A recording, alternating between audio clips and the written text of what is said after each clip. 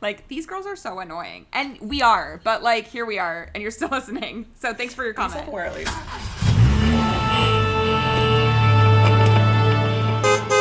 Hi, everyone. Welcome back to Off to Broadway, the podcast where we deep dive into anything and everything musical theater. I'm Tara. I'm Stefania. And in today's episode, we have reached September, so that means it's time for our 2025-2026 Toronto and surrounding areas season preview. Now, I am going to date stamp this episode because, as always, I feel like whenever we record something, an announcement happens the next day. We were waiting for the Shaw Festival announcement before we came on here to actually record, and that has happened. But for the sake of this episode, today is September 4th. This episode will be released on September 15th. So I don't think that much will change in the next couple weeks for Toronto and surrounding areas. No. But that's also why we haven't recorded our New York episode yet. Most Toronto theater companies have announced their seasons at this point for the next year, all the way up to even some Christmas next year, the holiday season, 2026. And I don't know if we're going to go in depth into every single company's season, but a lot of them will just mention and shout out one production that we're really excited for this upcoming season. I do want to shout us we're blessed in Toronto. Yeah, and I was also going to say, I do want to shout us out because if you've been listening to us for the last 6, almost 7 years, I feel like if you go back to our first season preview, it was probably Mervish only. And now we have a wide variety of different theater companies. Could be wider. Could be wider. If you work for a regional theater, DM us. Driving distance, tell us. We're happy to come see anything and everything. But we're kind of going to kick this off almost, I would say, in order. Actually, when this episode is released, we will be going to our first opening nights for the new seasons this week. This upcoming week. So we're let's kind of in a dead zone right now with TIFF. Exactly. That's the thing. We're recording this right now because the theaters are completely empty right now. Lion King has just finished. Back to the Future has just finished. Comet has also just finished. And we are about to kick off the brand new Mervish season. But before we talk about Mervish, Steph, what are we seeing on September 17th? Our first show kind of the 2025-2026 season. One of our most anticipated, if you've heard us talk to maybe our most recent guest, but our first opening night of the season is Octet at Crow's in collaboration with Musical Stage and Soul Pepper. Yes. We are so excited for this. Do we know if it's in the big or small theater? I feel like it's in the big theater. I think it's in the big one, but I don't know. Yeah, I don't know either. But yeah, if you listen to our episode with Haley Gillis, we did tell her that back in 2020, I mean, shout out to Steph for getting me on Octet, but we were really listening to only 2 cast recordings, A Strange Loop and Octet, which are so different, but oddly kind of similar. And to be honest, I have not picked up Octet since. So I'm kind of walking in a bit fresh. I went recently and I was like, what was my favorite song on it? And I went back and listened to that because it's a bit of a tricky cast album. Mm-hmm. It's a bit intense is not the right word. Just very it's Dave Malloy. It's Dave Malloy. It's high concept. Dave Malloy is high concept. If you thought Natasha Pierre was hard to follow, I don't know what's going to happen to you at Octet is all I'm saying here. Yes, exactly. But yeah, it features so many of Canadians that we've seen in many musicals, and yeah, I literally cannot wait to see this and can't believe that it's happening so soon. Yeah. And then jam-packed week for us because literally the next day is the opening of the Mervish season on September 18th, media night for MJ the musical, which we've seen before. We have seen MJ. This will be my 3rd time seeing MJ. That's too many times to see MJ. Maybe a crazy statement to say. This will be your 2nd time. I saw it on Broadway when it came out. What year was that? It was the same year as The Strange Loop. I don't remember. 2022, maybe? Yeah, something like that. I won the lottery, and my ticket was at the back of the theater, and this was literally, we've talked about this before. This was the only time ever that I felt compelled to voice note Steph my thoughts on this show while walking by. We are not voice note people. No, absolutely not. While walking by the Music Man stage door, and Hugh Jackman was walking, signing autographs. It was a big day. And we've seen the touring production of MJ off of an $11 ticket when we went to Boston. That StubHub purchase, one of my best purchases ever. So good. We went. That theater, though, so large. Huge. And anyone that has, like, subscription tickets at the back of the theater, I don't know what you see ever, so. No, we were. Crazy. Because they were, like, again, $11, $14. They were so far back in the balcony. At intermission, we moved up with a bunch of other people who had the exact same idea. Yeah. But, yeah, it was really far back. Yeah. At the back there. And then, you know, not that I felt bad, but there was a couple next to us who had never been to a musical before, and were, like, excited. And I was like, this is not it. Not that it's like this spot. Yeah, the seat in the theater. Else. And also, like, because, again, we were at, like, the back, the sound quality was also, like, not the best possible. I'm so excited to see it close up because, like, some of the rearrangements of these songs are so good. I'm bringing my brother. Yes? It must be. Yes. I'm bringing my brother. You're bringing our friend Alessandra. Like, it's who gonna loves be Michael Jackson. It's gonna be great. Like, I also think the music is fantastic. The tour set is. It is what it is. It is. It is what it is. Exactly. We can't bring a trapdoor. We're not getting the toaster pop, which is okay. But yeah, like I know my parents are so excited to see this because my dad specifically loves Michael Jackson music. And like I said, I really do think some of these like reorchestrated versions are really fantastic. Like, it's really good. This musical is like really fun. I also think, and like we'll report back later, but I think Media Night is going to be wild. I agree. It's gonna be fun. What should we wear? Oh my god. Should you wear your new outfit? We'll see. Maybe. That's like an inside for anybody that knows us personally. We can't say more than that. I was going to say something, but it's irrelevant because this will air after this happens. So that's a secret for anybody that knows us in real life. But yeah, so that is the first show that kicks off the subscription season. Like main subscription season. Before we like continue, Mirvish has 7 musicals this year in the main subscription season. I don't know if we might have talked about this a bit at the end of last year, whenever this was announced, because like as we get down to December, November, like it's very exciting stuff for us. You know, the return of a show that we absolutely love. We've talked about it a million times. We'll be talking about it again today. But yeah, it's a fun season this year. But I guess we should kind of like flip flop on and off Mirvish because the dates are kind of next, right? For this next show that's happening. Sure. Well, actually, I think we have one more. Okay, go for it. Mirvish season, and this is Telltale Harbor, Alan Doyle, starring Alan Doyle. And I will say, so if you were to buy a subscription right now, this is not included because apparently it's selling really well so well. It's exciting. It's really exciting. So, I know. I was reading that Reddit post that like it's too late.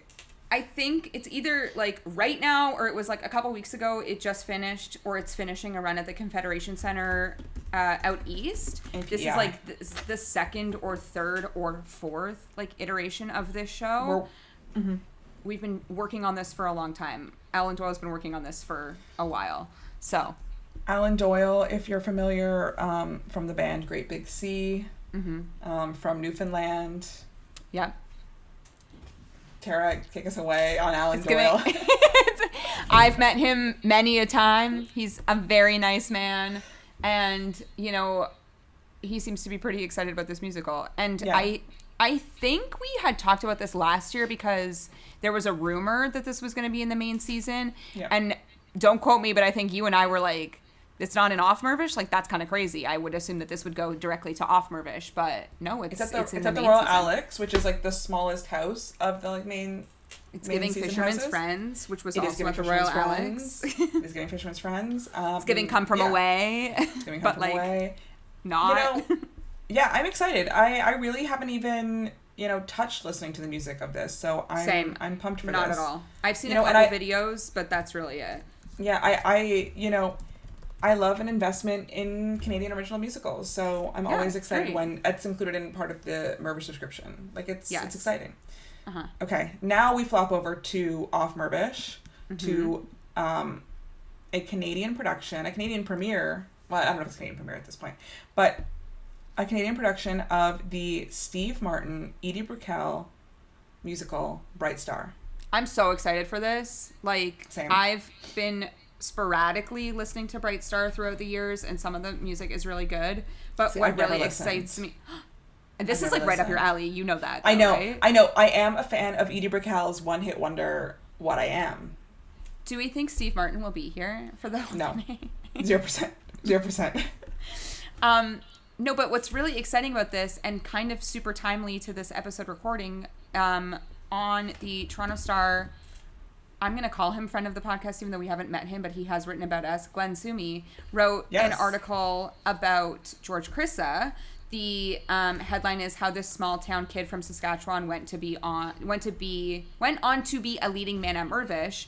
Now, if you are familiar with this podcast, he just starred in Great Comet. He's doing Bright Star, and then he will be playing Shakespeare and Anne Juliet. So we are about to be in the... Well, we're actually currently in George Chris's era's tour. Is A George what's happening. Chrissa summer, a George Chrissa fall, a George Chrissa winter. Yeah. If Anne Juliet extends, a George Chrissa spring. Possibly summer again.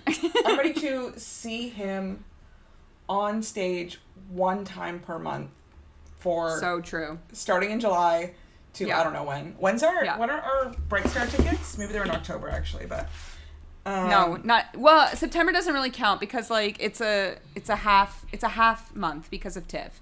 So true. But yeah, I think like we love George Chrissa. George Chrissa, if you happen to ever find or stumble upon this podcast, like we would love to talk to you at some point because we have a lot to say. We danced. I was going to danced. say.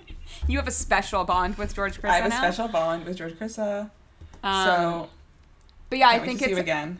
I have not read Glenn Sumi's full article yet, but I am happy to announce that on September 4th it is not paywalled, so I will be reading that article, Toronto Star. Thank you very much. But also in this cast, Kaylee Harwood, who we love. She has such a stunning voice.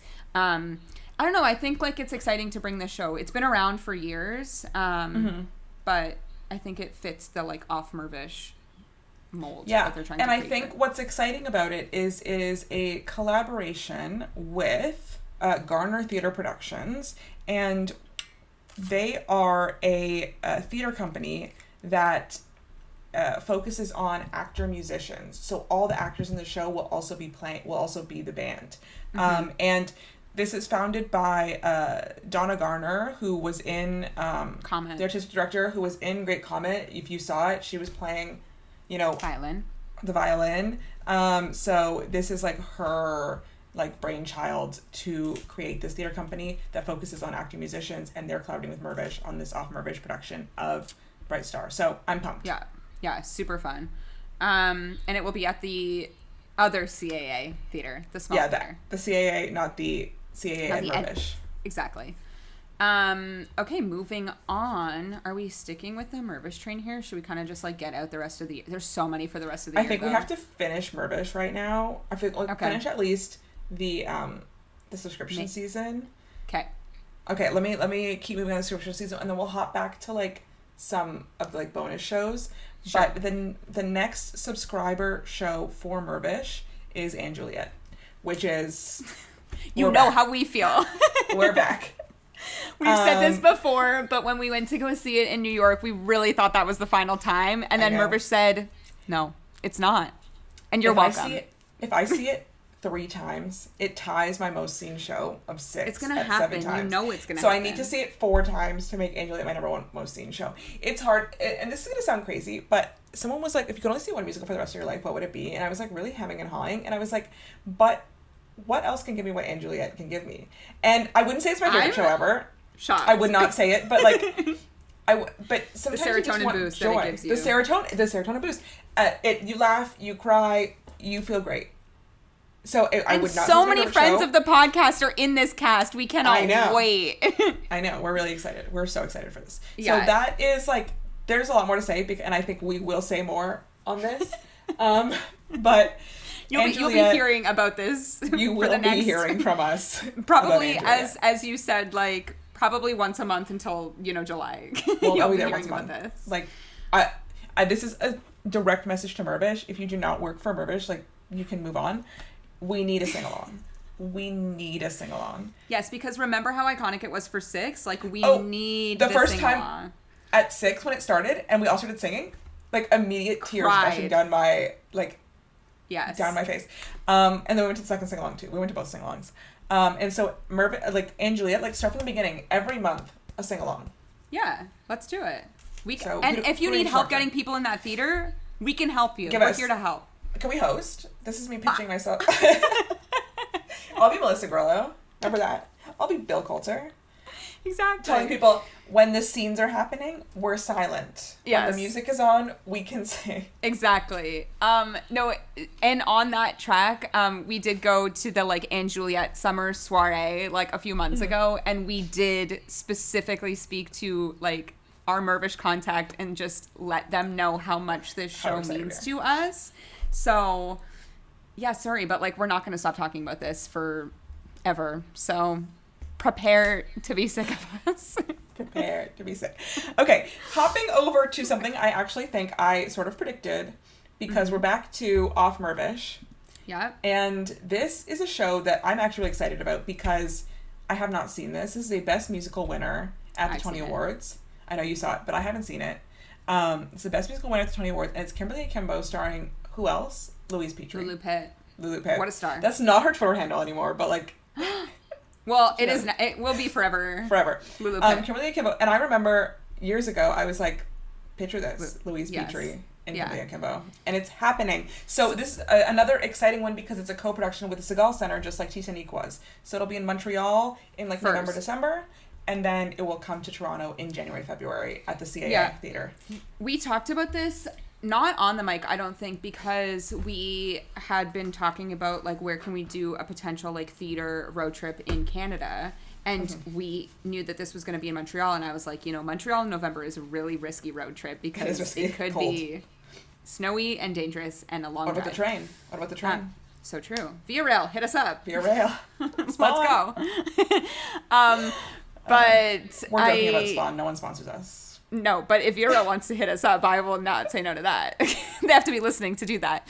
But I think when it was there, we were like, oh, could this potentially come here? And then we saw a casting call or something months ago that had announced before it was announced, that it was coming.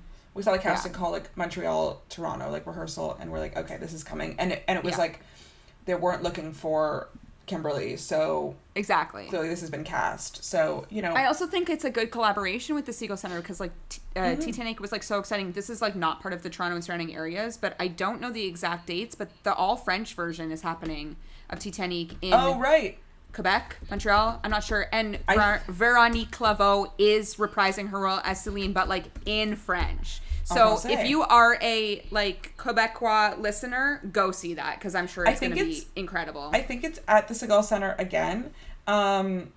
It is next June in Montreal. Oh, so far away. And next September in Quebec. So it's in two different places. Oh my God! Wait, what is this? Should we go to this? It's a dinner show experience. Oh. You know what? Put it on the list. Montreal. But yes, we do know. Oh, so at the bottom of this, it has the Segal Center and Mervish's logos on the website. But yeah, it's a full French production of this. That's kind of fun. And I don't know that we would understand it, but French. I feel like it's gonna be. I actually was gonna say your mom needs to go. So true. My mom does need to go, but Titanic is obviously raunchy, but I think it's going to be raunchier in French. Well, I think something that's really fun is that Véronique Claveau, her first language is French, and English is not her first language. So I think improvising in English wasn't her strong suit. The translation was hard, having to perform and act in what is not your first language is so hard. But now that she is performing Celine in her native first tongue. language, her native tongue, en français, I think she really has room to soar here. She was already so funny and so great, but we really have a lot of room to play en français. So I'm excited about that for her. That was way off track and so far in the future, but it reminded me, and I was like, we need to talk about this because maybe someone cares about this. But yes, Kimberly Akimbo, so excited. I'm so excited to see it again. I also to see it in a small space.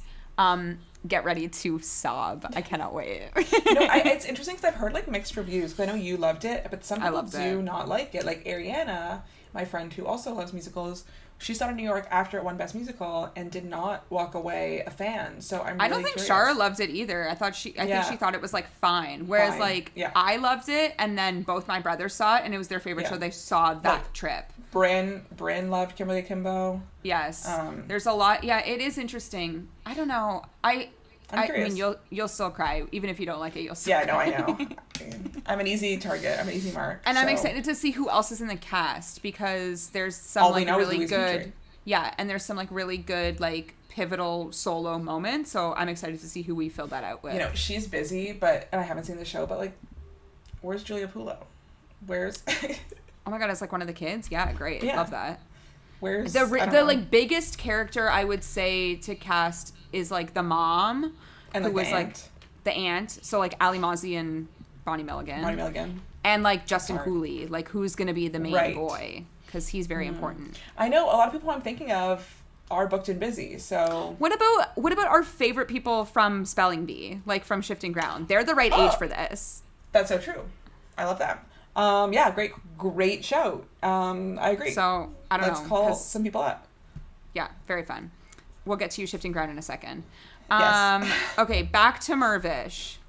This show we've been talking about for, I swear, 3 years because every season preview we're like, this show has David Mervish's name all over it. And it turns out it absolutely does. A Beautiful Noise, the Neil Diamond musical. Wow, I wasn't Your mother wants to come to this. I told her, I was like, we've got a ticket with your name on it for A Beautiful Noise, Neil Diamond musical. You weren't thinking of that? Isn't that what's next on the list? Or maybe not? No, sorry, I'm looking at a different list. What's next on the list? Oh, sorry, you are looking at a different list. Yes. Some Like It Hot. Sorry, I skipped two, but yes. The description worked as well. It's like, this musical has David Mervish all over it. Some Like It Hot. And it does. And it does. Some Like It Hot, A Beautiful Noise. These, both shows, like, even though they're very different, really fall into the same bucket of your moms will love this. 100%. So I'm excited. Yeah, same. Shaman and Whitman, Some Like It Hot. Mm-hmm. So good. Let's Be Bad is Neil a good Diamond. show. Neil Diamond, let's go. Yeah, I'm ready. I can't wait. And then also in that mix, Shucked is coming, which I'm curious for you to see because, again, we're on our quest to get you to like musical comedies. I really enjoyed Shucked. I know currently, but it's so far away, but currently Danielle Wade, like Canada's Danielle Wade, is starring in Shucked. Would love to see her do it here, but like it's kind of it's a bit far away. It's kind of far away. But it would be like amazing for her to do this in her hometown. Yeah. I feel like she always leaves tours before they get back to Toronto. I know, but that's the thing, because it's always like we typically get like the second later tour. In the tour. It's changing. It is changing. Yes, with this next show, it's absolutely changing. With this next musical, we're getting the next and the final show to round out the official subscription season is Tony Award winner Best Musical, The Outsiders, 2024. We're getting it in year one of the tour, which is extremely... Huge. This is big. Huge. Very unusual for Toronto. So next summer... Well, we also got Back to the Future quite early, I think, that in is the tour. True. Yeah, so they're really working. Trying, because sometimes it feels like, you'll have... Toronto audiences will have been hearing about a show for years, and then 5 years later, finally, the non-ec tour rolls through. Yeah. And you're like, okay, thanks. And this is a major market. So for tours not to come here, I know it is a bit of an extra consideration for a tour to come to Toronto. You usually need to set aside a longer amount of time. Yeah. And that's just outside like, of figuring out like visas and exactly crossing the border and all of that. These like tour runs are typically like 6-ish weeks, sometimes a little bit longer, but you're not getting your like sometimes 5-day stints of a show on these. They try to set them up because yes, it's like a lot more work. I can already say this show has Alexander's name written all over that ticket. I know. We have a lot of like people that want to see like this. The Rumble is... We saw it. We saw it not that long ago, a year ago, I guess. Last fall we saw it. Last October. We were standing for that one. I've seen it twice. This will obviously be my third time seeing The Outsiders. I can't wait to see what they do with the Rumble on a tour stage because to me, you have to bring that gravel. Has the tour started? No, not yet. No, I've been watching Emma So, Pittman's this fall. vlogs, Call Me Emma, and she recently just met with the Cherry tour, Wow. the tour Cherry. They all like buddied up, so like they all met with each other. Soda and Ponyboy and all of them like had a meet and greet, which is like super fun. I think That's like nice. the tour cast went to go watch The Outsiders on Yeah, yeah, Broadway. yeah. And then they actually like went into the rehearsal room with them, which I don't know that Wow. happens all the time with the main cast at least. Yeah. So, I don't know when that's starting, but it's starting like in the States, and then it Soonish. will make its way here. But yeah, like to Next me, summer. it has to rain on stage. We have to have the gravel. We have to have like certain elements. So I'm very curious to see what happens. Yeah, and I'm also curious to see what audiences think. You know, I was chatting with a friend. We met up after seeing Great Comet, and she was like, why do we need to have an Outsiders musical? And I was able to say, I was like, I actually saw it, and I do think it is a worthwhile endeavor. Yeah. Like, I have criticisms, but I think, like, I don't think this is something that, like, why did this need to happen? I think they did some, like, really interesting, cool things with it. So I definitely, like, wouldn't write it off if people are saying, why does this, why are we doing this? I think it justifies itself. So Yeah, I agree. There are like the music can be somewhat questionable. I think the book is somewhat questionable, It's okay. but there's a lot of like very interesting like stage pictures that happen in the show. I think the Really choreography is beautiful stage. fantastic. Shout out to Canadians. The Coopermans. The Coopermans. I think they're from like Markham or like Richmond Hill or something. Maybe they'll be here for media night. That would be fun. Maybe. That would be fun. That would be really good. But yeah, I think again, like there's I've talked about it, we've talked about it many times, but like the Rumble choreography is like really something to see. So like I would say the price of a ticket is like worth that, to be honest. But I'm very curious to see like this new cast. I've seen a couple of videos of them. They seem like relatively young, which I think is really good because we're casting authentically to the age. And also like with the criticisms of The Outsiders, someone put it into perspective. They're like, just so everybody knows, this story was written by like a 16-year-old girl. teen. So let's think about that. It was written by a teen. That's why it's like so, like feels, that book anyway feels so authentic. It's because this was a teen living Exactly. in that time, writing about things that she was observing with her own eyes, and Yeah. she's still alive because she was so young. She is Essie Hinton, still out there. Essie Hinton, she's alive. Yeah, and then also just to kind of like round out Mirvish in general, there's like we were saying with tours, they sit down longer, but there are other non-equity tours that roll through towards the holiday season that are much shorter stints. We are getting The Sound of Music, which we predicted this a long time ago. I think it's That's like, kind of the holiday show. yes, or one but of the it's holiday also shows. it's also an anniversary year. That's why they're going on tour. I believe. So that's coming in the holidays. We're getting We Will Rock You, which like I saw this so long ago and I loved it. So I'm excited I've never to seen it. see this I've again. never seen We'll Rock You. Another show, like amazing music, obviously. Yeah, that's the thing. It is like way more fantasy than like a Rock of Ages. The Rock of characters Ages. are like a little more, they're just like more out there characters. Like Scaramouche is a character type thing, which like we don't get Great. that in like Rock of Ages, so it's a lot of fun.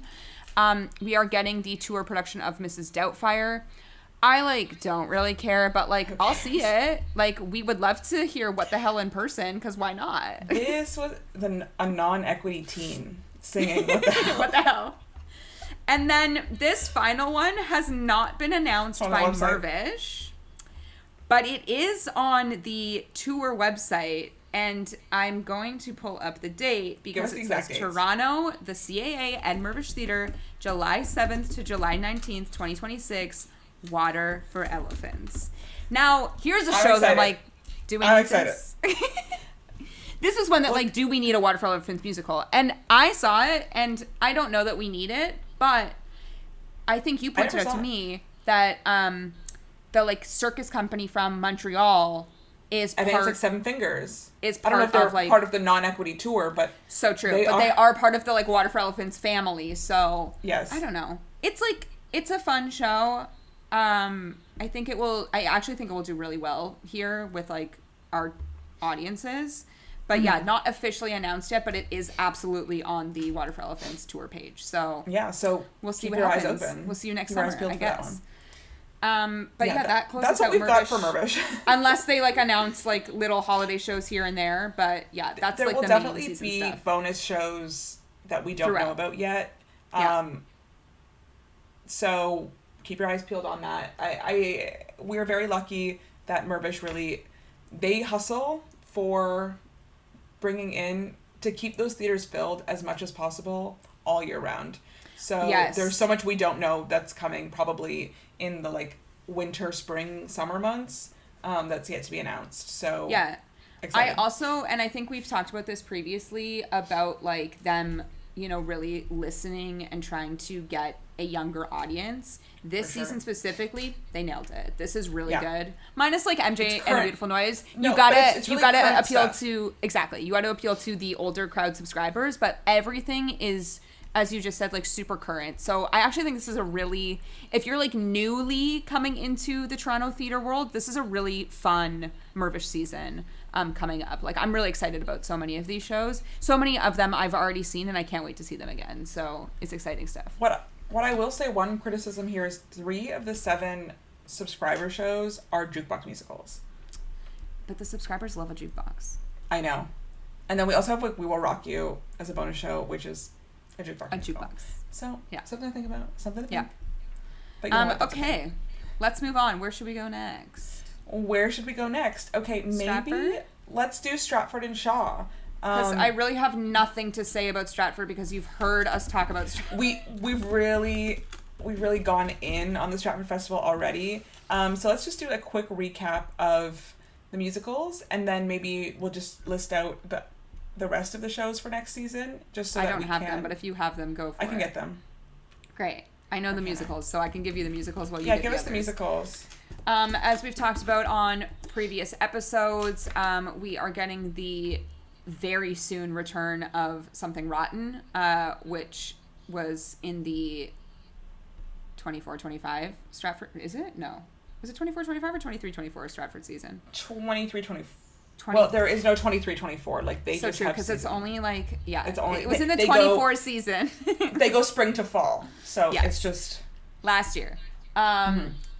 And then we are getting Guys and Dolls, which we have not seen Guys and Dolls, so I'm happy to see that. I'm excited for that. I think we will be skipping Something Rotten to see something else. I don't need to see that again.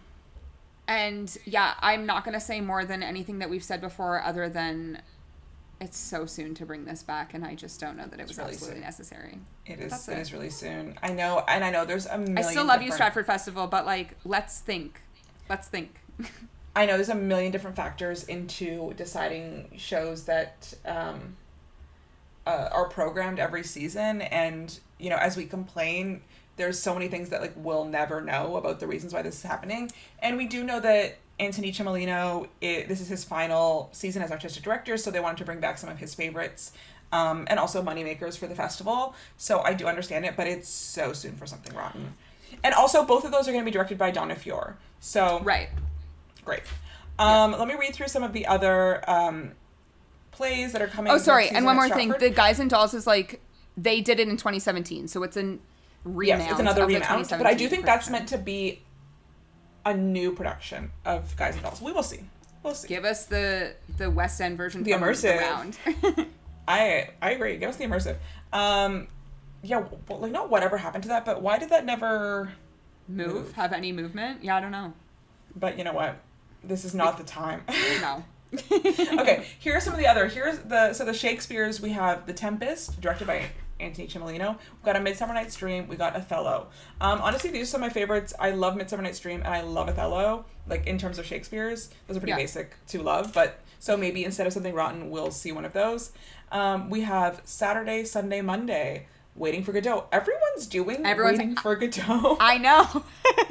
Waiting for Godot is about to be on Broadway. Waiting for Coal Godot. Mine. Who else? Coal Mine's about to do Waiting for Godot. Everyone's doing Waiting for Godot. Death of a Salesman, another classic. The Importance of Being Earnest. Okay, we're about to like eat Shaw's nachos here. Wait, but someone else isn't the Grand doing the Grand? The Grand is doing The Importance of Being Earnest. The Importance of Being Earnest. Okay, we also have The Hobbit. That's really interesting to me. Is that the children's show? That's fun. And The Tao of the Western World. And the King James Bible play. So, you know, they, like, I really think maybe they take their risks and their creativity in their plays, and their musicals are their moneymakers, and we are limiting ourselves by really seeing the musicals just because that is our bread and butter. That's what we Exactly. love. So Yeah. I think maybe them remounting Something Rotten will give us an opportunity to check something else out. So I'm excited. For sure. 100%. And then on that same track, let's go over to Niagara-on-the-Lake. And Shaw Festival has just announced their season. Now, if you flash back to like 2 episodes ago, we were so excited. We were confident. And so confident about The Color Purple being in the Shaw Festival season. So wrong. So wrong. So whoever on Reddit posted that there was a casting call for The Color Purple, where are you? There was a casting call. And let me see that casting Things call. happen. Things change. But instead of The Color Purple, we are getting Funny Girl.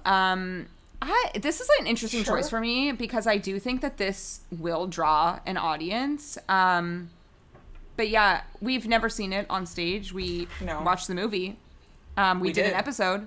It's actually like one of our most watched episodes on YouTube. But we did. We actually have a very aggressive hate comment on that YouTube episode. Like, these girls are so annoying. And we are. But, like, here we are. And you're still listening. So thanks for your comment. Self-aware, at least. Yeah, the thing about Funny Girl is it's very much a star vehicle, which we learned in this most recent Broadway revival. And if you don't have the correct star, I think the musical starts to fall apart. So, really curious to see what, like, Shaw Festival does with this. Because without that star... Because I don't know what kind of stars we're going to have. I'm sure the person who will be playing Fanny Bryce will be amazingly talented. But it does need some sort of, like, extra star quality, I think, to be Fanny Bryce. I agree with you. But you know what it's going to have? Amazing sets, amazing costumes. Amazing sets. Yeah, so true. And, we'll get to hear Don't Rain on My Parade. So true. So, I'm excited. Directed by Etta Holmes, it says. I'm looking at the press release. The Christmas show this season, which you're very excited about, which should also have amazing sets, is Rodgers and Hammerstein's Cinderella, which and this is also 2026, so this is like so far away. This is like December 26th or like November 26th. Yeah. I love this show like so much. I like truly love the like score of this musical. I think it's so beautiful. Have you ever seen this on stage? No, I haven't. I've seen the Brandy. You didn't even Cinderella see version. It when it came. No, I didn't. On this tour. Wow. Yeah, this was a long time ago. I've seen so many clips of it. Yeah, you were really also a loyal like vlog watcher. I was a loyal Princess Diaries vlog watcher. The Fish, Herman, the Goldfish, Herman. I'm a big Santino Fontana fan. So that cast album, it's so really good. The music is like his voice is so rich. Gorgeous. Yeah, it's such a beautiful score. Crazy to think Rodgers and Hammerstein write beautiful music. Yeah, it's so shocking. I can't believe it. But it's like, and from like I've seen it on Broadway. Have I seen it? I might have seen it twice on Broadway. I don't even know. The dance sequences are so beautiful, and I think it's really fun for Christmas. Because I'm looking to see it, the choreographer, but go on. Normally we're getting like Holiday Inn or like A Christmas Carol or like something else. So to get like this feels a little bit different. So it's kind of exciting. Yes. Directed and choreographed by Kimberly Rampersad, who just did Anything Goes. So okay. Exciting. Great. What else does Shaw have? Do you have their list? I do. Fun? I've got their the press release in front of me. So let's get. I don't think they're having the Spiegel tent next year. So that's a little disappointing, I think. And, fun. Yes, new theater. New theater because they're renovating the Prince George, right? I think it's done for good. No, I think it's like a monument. Not a monument, but like a historical building. Historical, so they can't like tear it down. But maybe they're not using it for shows anymore. I thought that it's said like that it's 4-year closed. renovation. I think it's like a 4-year renovation. Okay. I was trying to find out. An alternate venue. This is, I don't know what it's called. Something, it's like, it's by a courthouse. It's called Courthouse Theater. It's called Courthouse Theater. Great. I think it's like pretty close to the Strip. If you're familiar with the Niagara-on-the-Lake area, but like fun, exciting. We've only been in the Royal George like one time. We're always in the festival theater. So that's where they put the big musicals usually at the festival. Yeah. Okay, so here's some plays we have also at the festival theater next summer. We have One for the Pot, directed by Chris Abraham. Chris Abraham, welcome. It's the team that brought 2024's One Man, Two Governors to the festival stage reunites to tackle this quintessential over-the-top British farce. So fun. Which we did not see, but we missed heard it was One Man, Two Governors. Good. Yeah. I know. We've got Amadeus, directed by Tim Carroll. This is about Amadeus. I don't know. Well, it's about Mozart. It's about Mozart. So that's fun. It's also at the Festival Theater. Now we're moving over to the Courthouse Theater. So we've got Sleuth. This is exciting because it's directed by Peter Fernandez. Yeah. So this is like kind of a mystery, high stakes game of revenge and power. Really exciting. Also there we've got Jeeves and Wooster in Perfect Nonsense. This is another, I think, like silly farce sort of play. So that's really fun. And we also something else really interesting happening that this is actually very exciting to me. It's a new work in progress, a special workshop presentation of a new play created and directed by Brandon Jacobs Jenkins. So Brandon Jacobs Jenkins, he just did Purpose. Yes, he did. So he is workshopping and presenting a new play next summer at the Shaw Festival. Very fun. That's really exciting. It is, and it's also for Canada. But it also kind of like checks out because I think we talked about this like literally in our Shaw Festival episode where it's so close to the American border that like it's almost like, not that this man is probably from Buffalo, but like it's very easy to like hop Where over. is Brandon Jacobs? Where is he from? Imagine it's born and raised in Buffalo. He's a proud. Is it a Buffalonian? Buffalonian. Buffalonian too. He's from Washington D.C. He's from Washington, D.C. Why are we like, what is a Buffalonian? I don't know. Well, just because I'm like, it's a Torontonian, but I don't know if it's a Buffalonian. Wait, also, you didn't talk about my most anticipated show at the Shaw Festival, the children's show. I'm not there yet. There's more stuff. I have to go to another theater. I'm doing it by theater, okay? So, thank you. That was also at the Courthouse Theater. But I think it's really exciting to have the reigning Pulitzer Prize winning playwright to come to Shaw Festival. Purpose just closed too, like very recently. It's exciting. Yeah. Okay, now we're moving over to the Jackie Maxwell Studio Theater. Okay, we have The Wind in the Willows, based on the play Toad of Toad Hall by A.A. Milne, adapted and directed by Fiona Sauter, who we're big fans of from Bad Hats. Bad Hats Theater. So, sorry, that's exciting. We are so like. 6 years ago, us could never be like, oh my god. No, we've really, not to like be corny, but we've given ourselves the gift of discovering like all these different people, creatives in Toronto, theater companies. So every day we get more excited. Okay, we've got Heartbreak House by Bernard Shaw. Exciting. We've got Ohio State Murders. Okay. And now the additional show in the holiday season is A Year with Frog and Toad. I am so excited for this. Why? Because like Frog and Toad are such iconic characters, and like my brothers and I love like everything about them. I don't know that much about Frog and Toad. Like the Frog and Toad like book series is like so like that's my childhood, and there's all of these little, I don't know if you've ever seen, but people make these like crochet animals on like Instagram, and someone's always crocheting like Frog and Toad and then kind of like claymationing them. And I'm obsessed. And like my brothers and I are obsessed. So like this is my childhood. Like I cannot wait. Am I going to see this show? Like probably, you know what? Maybe we can do a 2-show Christmas time, Frog and Toad and Cinderella. Like I really want to see Frog and Toad. Here, let me read Is it a puppet show? I don't think so. Okay, let me read the summary and we'll see what we. And by puppet show, I mean like a la the Lorax or like Olaf or something like that. Okay, so join two charming amphibious friends on a journey through the seasons in this whimsical musical inspired by Arnold Lobel's beloved books. Frog is happy-go-lucky and Toad is an endearing grump, but they get along grumpy sunshine, but they get along famously, navigating the ups and downs of friendship with warmth, laughter, and song, an enchantingly whimsical production for both the young and the young at heart. So the interesting part of this is it was a world premiere at Children's Theater Company, Minneapolis, Minnesota, so we can probably see oh my god, I can't wait. Some set pics. Minneapolis, let's see. This is all live, you can hear us typing. Oh, okay, I don't know how I feel about this. Okay. They're wearing like frog heads, like hats. Fascinating. I'm not getting the pictures up yet, so I haven't loaded, so I'm really just counting on your description.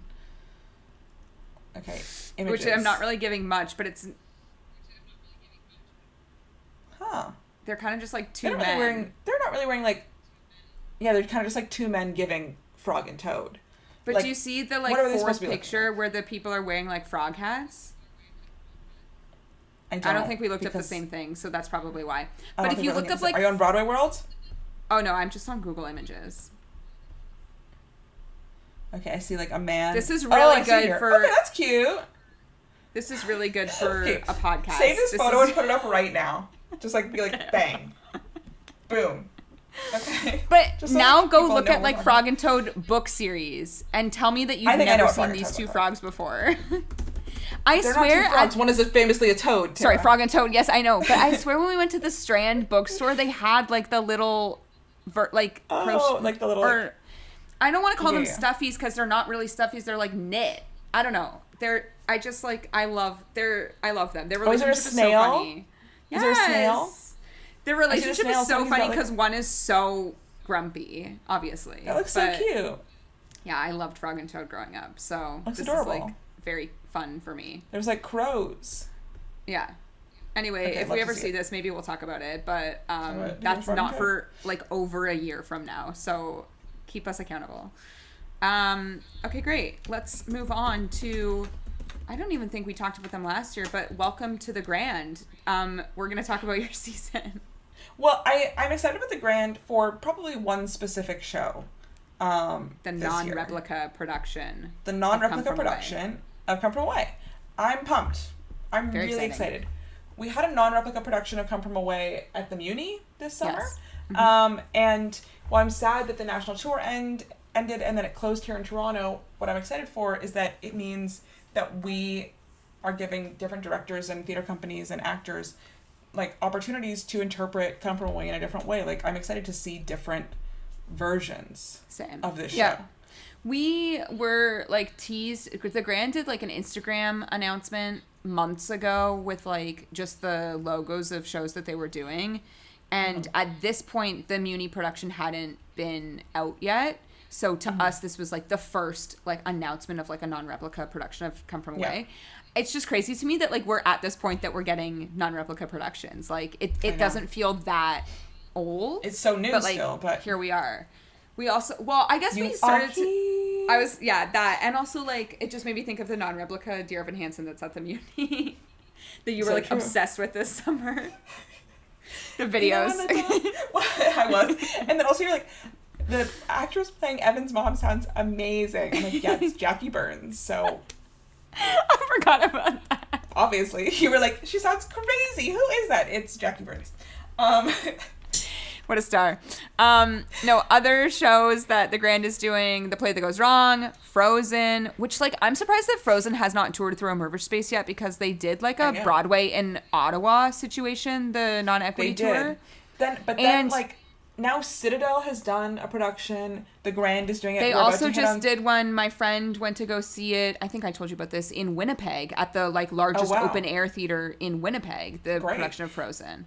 So I also think Theater Aquarius is doing Frozen. Yeah, there's like a lot of Frozen. I think Frozen, the tour is done, and now it's non-replica. You have the chance. So I haven't seen it on stage. You saw it on Broadway, but it never came to Toronto on tour, so I never got the chance. And I also recently watched the Disney Plus version of Frozen, so I've seen every iteration. You've seen every iteration. Actually, I didn't even know if I saw it. The summer camp. Choreographed? Yeah. I choreographed a non-replica production. And actually a legal production of Frozen is what we're going to call it. And it was a legal production. It was in 2014. So, like, the year Frozen came out, basically. So, truly an illegal production of Frozen. Truly an illegal production. Some of the songs used, the finale was iconically Ice Ice Baby. Yeah, that's actually so good. Selected by me. I did that. Yeah. And we had a mashup of, like, Let It Go and Unconditionally that I choreographed against too. Remember. Do you remember this? I did not work at the camp this summer. This is where we met, obviously, but I did go to watch the production of Frozen. It was so good. Your Olafs were like really good. They were good. They were triplets. They were really good. They were twins. Twins, yeah. Really fun. So obviously, if you've ever worked at summer camp, you know you have to make up characters. So there were two snowmen to do the role of Olaf. So it was Olaf and Frosty.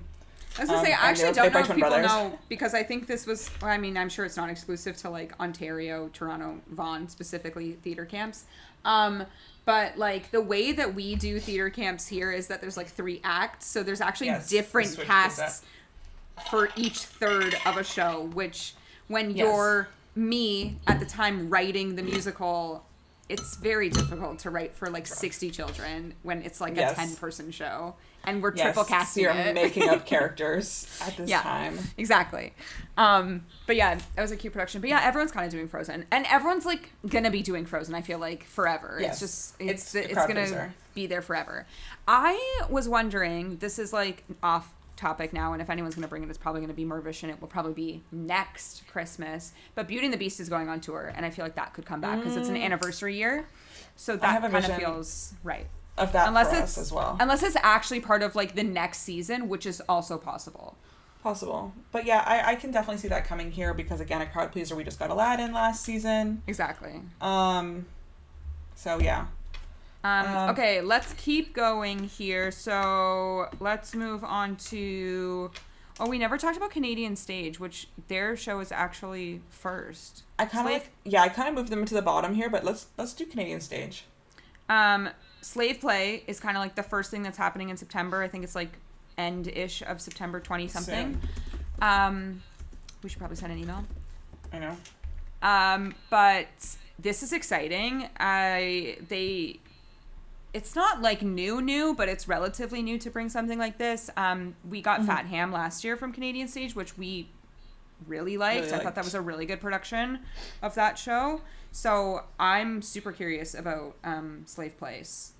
But yeah, that's very soon. And then other Canadian Stage, we have Julia Pulo playing Robin Hood in Robin Hood, A Very Merry Family Musical. Wait, is she Robin Hood? Yes! Oh, wow, love that. Love that for us. Love that for her. I think this is like Canadian Stage's version of the Panto, is what I'm going to call this. Yes. They've, like, remounted the Panto. Yeah. We love Julia Pulo, so, like, happy for her to be in this. Can't wait. Yeah, anytime I see her in something, she's just a star. She's a star every time. Yeah. She just makes you giggle, makes you laugh. Especially in Life After. She really was the comic relief of that show. She was the comic relief when she did that tap solo. Actually, I should write this down for when we do our, like, best of the year, because, like, maybe she should be in that list, you know? Maybe she should be. We should have a comedic relief moment. Yeah, just, like, funniest, like, biggest laugh. Yeah. Biggest laugh. Exactly. That was a category. And something else that I wrote down in the Canadian Stage that intrigues me is, like, Clyde's. Just, you know, Canadian Stage sometimes collabs with other companies and does musicals, but for the most part, they're doing straight plays. And Clyde's it's like a truck stop sandwich shop. And who was in that? Was, like, Uzo Aduba in this on Broadway? Someone famous, yes. Someone famous. Not that long ago. No, it was fairly recent. It's written by Lynn Nottage. Yeah. It's going to be directed by Philip Aiken, who did do Fat Ham, I think. So I'm excited. It was where is her name? It was Uzo Aduba. And it was also Ron Cephas Jones, R.I.P. R.I.P. So Which yeah. was, I don't know what year this was, but 2021. It was on Broadway. Yeah, it's fairly recent, so exciting. I also really love the Canadian Stage space. I like really love it there. I think the theater is, like, very intimate, and I just like the whole setup. It's beautiful from the outside. Yeah. So, like, I love whenever we get to see a show at, was it Berkeley Street Theater, I believe is what it's called? At Berkeley Street. Yeah. Okay, Actually, this is not there. This is at the Bloom Appel, though. Oh, we haven't been there in a long time. I know, the last time we saw was maybe Choir Boy. Yeah. That theater's, like, okay to me. It's not my favorite theater. Yes, I don't like that much. It's not as nice as the Canadian Stage space. Yeah. I think, like, where's a Doll's House going to be? They're also doing a Doll's House during Haley Gillis, our bestie. That's also at the Bloom Appel. Also, for anyone that is keeping tabs, Haley did meet my parents. I just need to say that publicly on the podcast. I wanted you to share the photo on Instagram, but I know, but you know. Slave Play is at Berkeley Street. Okay, that's correct, I think. Okay.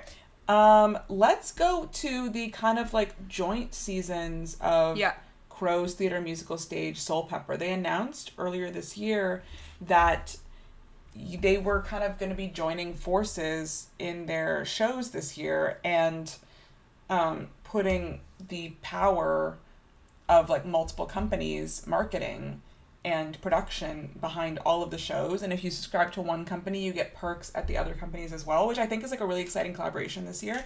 So we'll just shout out like a few of the things that we're excited about. Like the main one here is Octet.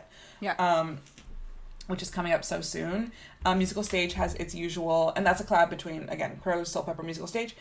Musical Stage has its usual Uncovered coming up, Madonna and Cher. And then they also do a lot of like developing of new musicals. So really curious to see what that is looking like. And this is like Michael Rubinoff's first season, right? Yes. Yeah. So again, really curious to see what that means for Canadian musical stage this year. The other thing that we had seen is it's in real life and it's going to be at Sheridan. We don't even have we're not even going to go into like Sheridan's full You're doing Legally Blonde though, roster. So. But yeah, like honestly, great quality productions at Sheridan. It was actually such a like fun surprise that I was still subscribed to like Sheridan's email list, because when I got the email I was like, Hello, Sheridan with a new season. Happy to see you. Yeah. But yeah, like they're student productions, but they're really high quality. So many of the people we've had on this podcast are who you see in Toronto shows, like graduated from Sheridan. And then what also brings us to is like Soul Pepper, which has, of course, Bad Hats Narnia. Well, this is new to us because it's normally Bad Hats Alice. So I'm excited for Narnia. I love... Actually, well, Shaw Festival currently has Lion, Witch, and the Wardrobe for their 25 season. Someone did The Magician's Nephew recently, too, didn't they? Yes, I think you're right. Honestly, like... Actually, at the Festival Theater, we saw this when we went to Anything Goes. The wardrobe was there. We should take it a picture. The wardrobe was for there. Fun. But maybe that was... Yeah. Yeah, I don't know. But, yeah, this is exciting. Again, like, we spoke on Fiona Saunders earlier, so this is, like, her company that's doing it. Normally, it's, again, so many people that we love that get to be in this cast. So, we're excited to see this show this year, this Christmas. There's honestly so much, I can't even get into it, but if you go to something that Haley Gillis was talking to us about was like Tiger Bride, that's also at Soul Pepper. If you go to the Soul Pepper website and explore their season, seeing like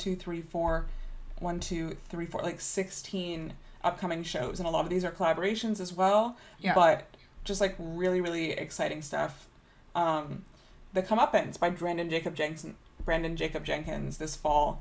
What if you want to see him. Like, I know, if you want to see it's a Canadian premiere, so if you want to see a play by recent Pulitzer Prize winning playwright Brandon Jacob Jenkins, you got it. But the one I think we're most excited about is Bad Hats Narnia, because we're just such massive fans of Bad Hats Alice in Wonderland. Yeah, like the work that they do for these shows, like it's not just for the children, it's absolutely for the adults, and you will leave the theater. I don't know if you'll leave the theater sobbing for Narnia, but we did leave the theater sobbing for Alice. I don't know. We'll so yeah, it's adapted and directed by Fiona Sauter, music and lyrics by Landon Doak, who associate direction. Great, I know, like same kind of crew. Associate direction and dramaturgy by Matt Pilapiak, Bad Hat Soul Pepper, and Crow's Theatre co-production. So I'm pumped. Yeah. Do we have a cast? I don't know. Featuring a company of actor musicians. So amazing. same. Let's amazing. People we love. Yeah, I don't know if it's like specifically which Narnia we're adapting here, which is exciting to me. Maybe it'll be maybe it's a like combo. a unique look. Yeah. Okay, let's move to some more like independent. Just like, go ahead. Let's keep it moving. Okay, some like small independent theater companies that we're really excited to see. We have Bowtie Productions doing Tick Tick Boom this fall, and we also have Shifting Ground, which we saw their spelling bee earlier this year, the Dora Award-winning spelling bee. Like, spoiler alert, but I will be talking about this in December for our year in review. It was maybe the best it maybe was the best thing we saw this year, which was crazy. Craziness. So we're really excited for their season this year, and it's a fully Canadian musical season, so they've got Ride the Cyclone coming up really soon, and then in the spring they have The Drowsy Chaperone. Yeah. So we will be sat I'm sad. Exactly. Talk is Free theater. I don't think we've ever seen a Talk is Free show, but what has intrigued me here is Company. Yeah. One of my faves. This was a late entry to the spreadsheet. I know. Phone rings, door chimes. In comes Company. Yep. They love to do a Stephen Sondheim because they did Sweeney recently. They did Into the Woods fairly recently. Didn't they do that like immersive Into the Woods, like literally in the woods that we never went to see? I do think that was them. Or were they the ones who did Into the Woods? Kelsey Verzati at the Winter Garden. Yeah, where you were supposed to start in one theater and then like all walk to the other theater for Act 2. But then I think they actually. A regret was not going to see the Into the Woods in the woods because I think that would have been so cool. That would have been really cool. That would have been exciting. But I think it was like kind of peak pandemic time when that was happening. Yes, I know. That's why it was outside. But that's why it was outside. Yeah. And then quickly, like, Coal Mine is doing Eureka Day starring Jake Epstein, which was literally on Broadway this season. So that's pretty, like, new to come. And then Dance Nation, which I know you're very excited about. I am so pumped about Dance Nation. What really excites me about Dance Nation is it's Coal Mine collaborating with Rock Bottom Movement, which is a dance company that I was excited to see a couple years ago at Harborfront National Ballet, like featured other dance companies, and I really, really loved the piece that they put out, which I think was called Little Sister. And so I'm really excited to see their collaboration here and for them to bring like the dance and the movement and the choreography to this show. We're like really rapid firing here at this point. Eclipse Theater. Spring Awakening. I've never seen Spring Awakening. We're actually about to break that curse this year with Spring Awakening. Believe it. Yeah. So they have a bunch of other things happening as well. They kind of posted online earlier this year that they were doing a big like staffing like revamp. Evan Bueling, who we love, we've talked about so many times, is now like on staff at Eclipse. I think Shalina has like taken a back seat to this because she's kind of like working again in the States. She just did that like Billie Jean King play at Chicago Shakes, I think. Is it a play or is it a musical? It's a play. It's a play. I thought it was a musical. I thought she had like been in readings for this earlier and it was a musical, but then I'm pretty sure it was like now made into a play. Okay. I actually think she's like really good casting for that because she kind of looks like her in real life. Aesthetically, I see it. Yes, world premiere play. Random. I know, so interesting. So that's kind of why like Shalina has like revamped the crew at Eclipse, which is fun. Anything else here? I don't know what's happening at Drayton yet. Yeah, Drayton doesn't have their season yet. We just know that they're like finishing off with like Shrek and Mean Girls High School and a holiday show, Forever Plaid or whatever that show is called. Forever Plaid, yeah, sure. Tarragon also was there, but I don't see a musical, so like I don't really need to go in depth on that. Okay, and moving on. The first time we went to Tarragon was After the Rain this year, which I really enjoyed. Good. Also, that space was really nice. I think it's going to. Yeah, the set was really beautiful. I think After the Rain is going to Ottawa. Yes, I think coming you did up. Say that. Mm-hmm. So I think it's in February. So I don't even know if that cast is announced yet for that. But I'm really, really curious to see if there's like a future for this show, especially because of the unique aspect of After the Rain. Yes. That I don't want to give away because I was shook. See, I like kind of knew what was happening, but yeah, no, I had no idea. Because you didn't know what that person looked like, that's why. Okay, well, that's giving too much information away. Is it? I was shocked. I sobbed. And then kind of just like ending this off, this is not on a list, but a few weeks ago now, on Mirvish's Instagram stories, they were posting a workshop from Theater Aquarius of a Tragically Hip jukebox musical called It's a Good Life If You Don't Weaken. Where is that going? Is it going anywhere? Is it going to have another workshop? We have no idea, but we thought that we would just mention it here today. There's been articles about development of this, and like the Mirvishes are involved, Theater Aquarius is involved. Mm-hmm. So I'm curious, like, let's talk Canadiana with the Tragically Hip. Yeah, because we never got that other musical, Here's What It Takes. Oh my god. With Stephen Page music. That was Stephen Page music. It was original music. Ladies? No, it was original music written by Stephen Page. Right. Who was in the Bare Naked Ladies. Yes. But he's no longer in the Bare Naked Ladies. And that we show see his has son around. Died. Like, I don't think it will ever see the light of day. what's happening with Here's Because What It if you remember, I'm pretty sure Robert told us that it was so early in like the workshop, or they were in so early in the rehearsal phases that they like were not even ready to do anything. At that point they said like Chicago was ready to go, because it was that season was supposed to be Chicago and Here's What It Takes. Chicago was ready to go, and that where they were really early in. I think this is a great loss, honestly. I feel that loss. Maybe we'll come back around one day. And also, before we finish this off for real, I just want to bring something to the forefront. Where is Illinois? T.O. Live.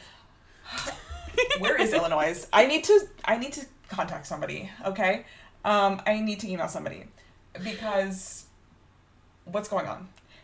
The city of Toronto invested.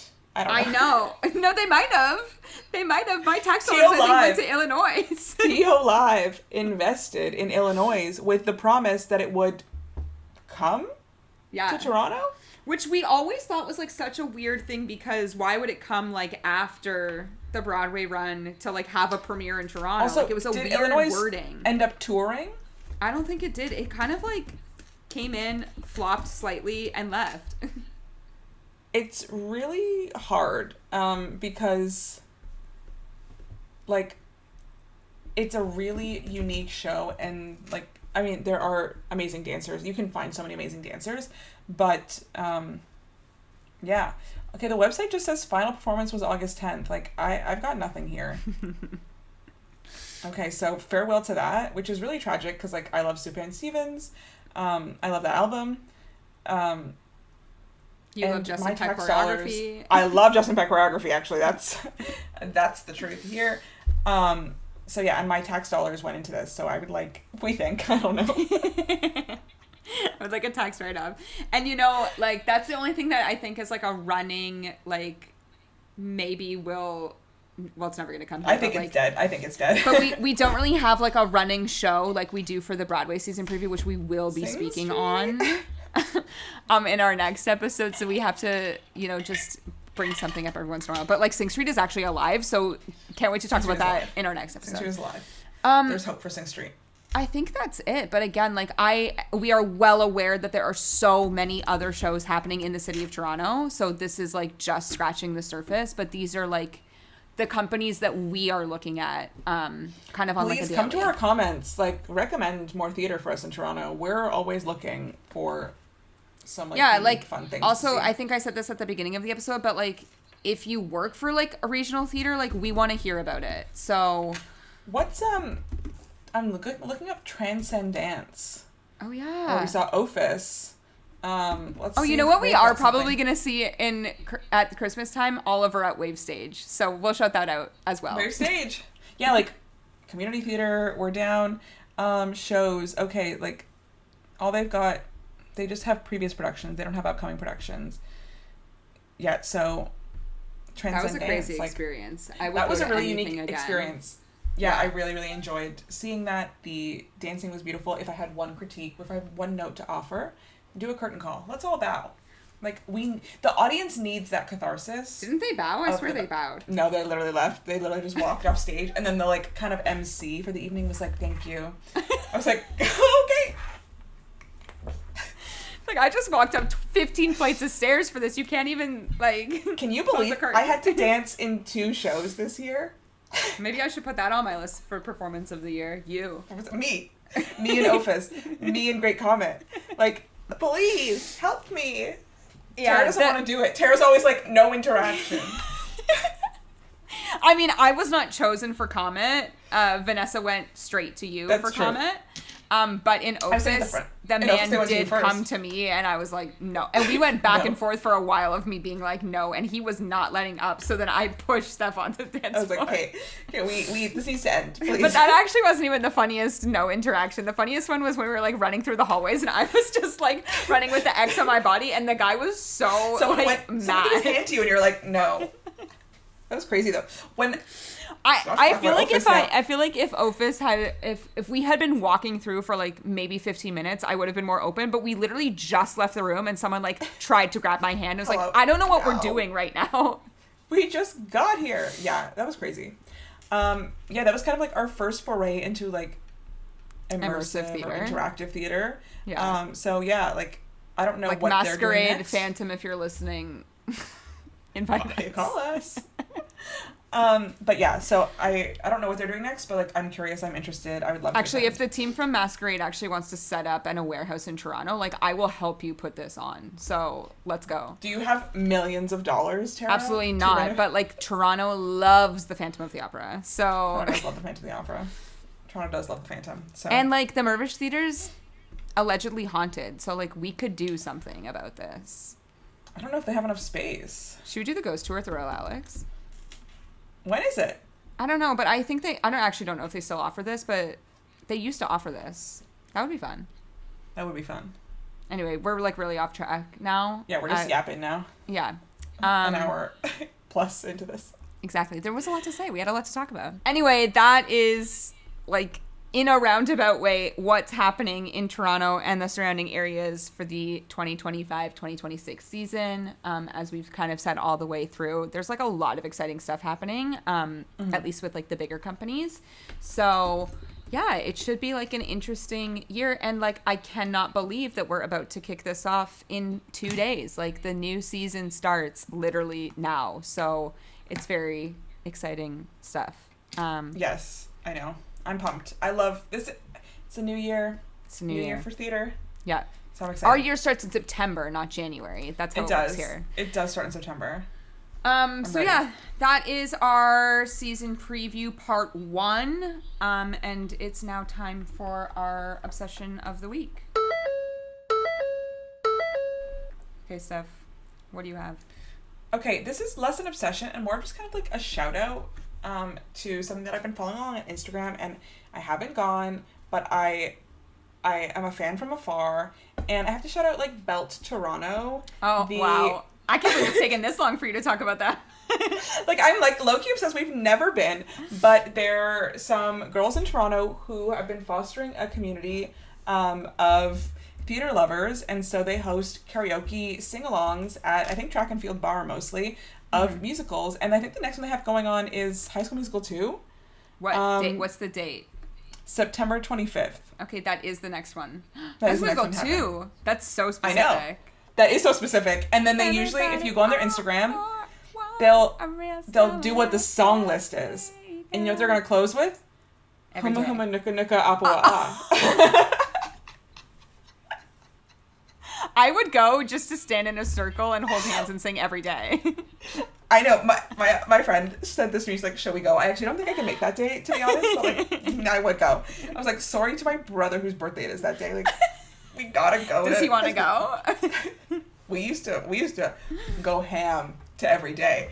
Huma Huma is not even in the original cut. That's why it's an extended edition. edition. It closes it. That's why it closes it out. It's a deleted scene. But like that's iconic of them. That's a funny closer. Wow. It's funny. They've done Hamilton. They've done Six. I think they're looking at doing like Wicked. And what's also Rent. what's the choir stuff that they're doing? Because that's also okay. And that's another part is that they have these like choir nights where like 200 people will join. I think like and learn the parts to sing a musical theater song. So I think they did You Will Be Found at one point. They did another one. I don't know what other song they did. And what like really speaks to me about this, even though we have not attended it, I don't know if we will attend specifically choir night, because like no one needs to hear that. I was in choir for many years, so I know. I actually was attend. also in my school choir, but like, did anyone ask me for that? No. But I do think there is something to, you know, as an adult, finding outlets for your love and your passion for singing and finding community. And what like really speaks to me about Belt Toronto is just like, you know, that fostering of community and that fostering of like-minded people coming together and just like having fun doing things they love. The other thing they did at the choir was One Day More. So they did One Day More and they did You Will Be Found. Wow. And past guest of the podcast, friend of the podcast, I think Britta has been there kind of like teaching parts, playing piano. So honestly, it just speaks to me. So even if you don't ever go, follow them on Instagram at Belt Toronto. And TikTok. I'm really on that's TikTok where you're that's where you're That's at, really where I'm at on the TikTok. That's what I see is that's what you see. We share a TikTok account. So I know that's our algorithms. That's true are friendship. So interesting. It's chaotic. It's really chaotic. It goes from like Steph trip planning to this. The Summer I Turned Pretty edits. The Jonas Brothers concerts. Yeah. Tomato sauce. It's a lot happening on our Instagram. A lot. Or on our TikTok feed. It's very intimate to share a TikTok account. It really is. Yeah. My mom's like, what's your TikTok account? I'm like, I don't have one. Like, we have the podcast one. Account. Yeah, this was actually created in like February 2020 in the backseat of my parents' car. Yeah, on the way home from Hamilton. Hamilton. That was, yes, never forget. Yeah. Okay, Tara, what's your obsession? My obsession this week is something that I cannot believe we have not publicly talked about on the podcast, which is actually wild because as this episode is released, it's done. You can't even see it anymore. No, it's over. And that is the West End Evita. But specifically, we have, at this point, 2 released songs, recorded songs. We have Don't Cry For Me Argentina and then Rainbow High. Don't Cry For Me Argentina actually has like 3 iterations. Are you aware of the Miami mix that just came out? I'm aware of it, but I don't think I've listened to it yet. I haven't either, but I am aware of the Miami mix. But it has the fully like in a studio recorded Rachel and then the balcony Rachel. I prefer the balcony because I think her live versions of all of these are so good. Honestly, we might talk about this in our next season preview episode because I do think that this is like asterisk TBC, is this coming to Broadway? But we are... This depends on Andrew Lloyd Webber's and Jamie Lloyd's ongoing relationship. So true. To be honest. But I think at this point, I would say that we're Jamie Lloyd lovers, even though we've only seen one production. Like, yes, I agree. I think I'm willing to... I think we have regrets about... I'm sad that we didn't see this. This was like We'll Travel for Evita and didn't travel for Evita, and we didn't do it. Travel for Evita. And I think now we're at a point where we'd like to monitor Jamie Lloyd's career like see what's happening next. Which like and travel. That says a lot. Like to monitor like someone's career, you only get that if you're like Jeremy Jordan at this point. So like we've traveled for him. Who else have we traveled for? Isaac Powell. We've traveled for you. Isaac Powell. Who else? Anybody else that we'll travel for? Aaron Tveit. Aaron Tveit will travel for you. Tveit. Wow. All men. We should really branch out. I think that's it traveled right for now. 6. Actually, we kind of just ended up there. That was a happy accident. We travel. The reason that we went there exactly was for the Hamilton expedition. So like that's so funny. Yeah. Anyway, I will travel for Jamie Lloyd now, and the photos, the videos, everything that we've seen from this production of Evita, everything I've heard is that like it's phenomenal. Specifically, Rachel Zegler is like a force of a singer, but I've actually heard like the most like praise for Diego in this production. Can't wait to see, I guess, what happens at the Olivier's, which are what, like March, April, usually. May, something around his like there. The money keeps rolling in.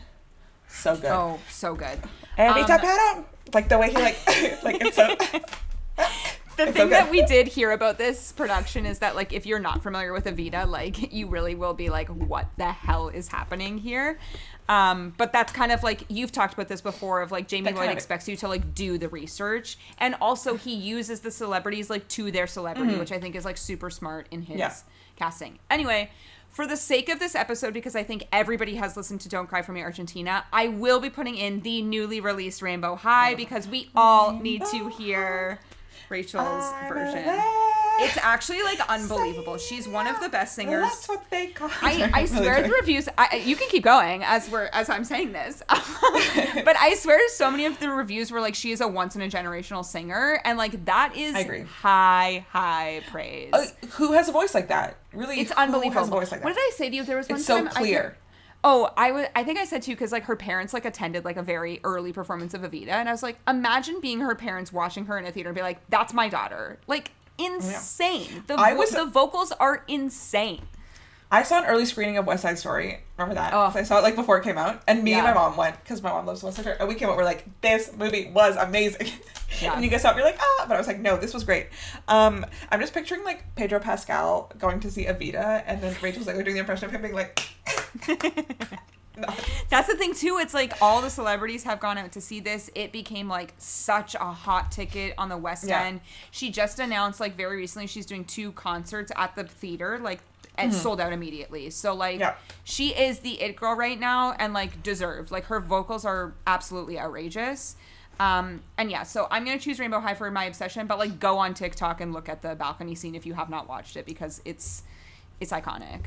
And I think they listened to us from so far away across the pond and said, get that audience shot, Jamie Lloyd, because we want to see the crowd outside. Yeah, I think that's what really makes it, is that in the theater, I mean, not that we've been, but in the bootlegs that we've seen in the theater, you see the outside world reacting to what's happening. And I think that's what really like is like the button. To have your actor put on basically the exact same thing that happened in history is literally genius. It's and crazy. So thankful that like everything was so safe every single day, because like that's great. Shout out to the bodyguard. Shout out to Danny. Yeah, shout out to Danny, my Danny. Shout out to my Danny. That's what Rachel calls him. But yeah, it would be so interesting. Like, again, we'll for sure talk about this in our next episode of like, could this come? What's the theater? Are we back at the St. James? What is the current status of Andrew Lloyd Webber and Jamie Lloyd's relationship? Because are they kind of like not friends anymore? I don't know. He left the project of The Illusionists, which was an original musical, exactly. which we spoke about this, but like I was really intrigued to see Jamie Lloyd interpret something versus reinterpret something, and so yeah, I don't know. We'll see what happens. But anyway, that is our Obsessions of the Week. That is the Toronto and surrounding areas season preview. And that's it. We've talked for so long here. And it's never enough. It's never enough. Anything. We never cover anything. But yeah, our next episode will be the Broadway season preview. As of right now. Of what we know. Thin. So thin. So it will probably be a much shorter episode than this, which is crazy because I feel like it's always swapped and there's a lot more happening. We will obviously talk about some like potentials predicted, all that stuff, but as of right now, like the fall season is like really thin. So we'll see what we talk about when we get there in 2 weeks from now. But in the meantime, you can go listen to any of our other episodes by subscribing to our podcast wherever you listen to podcasts. You can also watch us on YouTube. Don't forget to subscribe and leave us a comment. And you can follow us on Instagram at Off2BOA Podcast with the number 2, and on TikTok at Off2 Broadway. And we'll see you guys next time. Bye.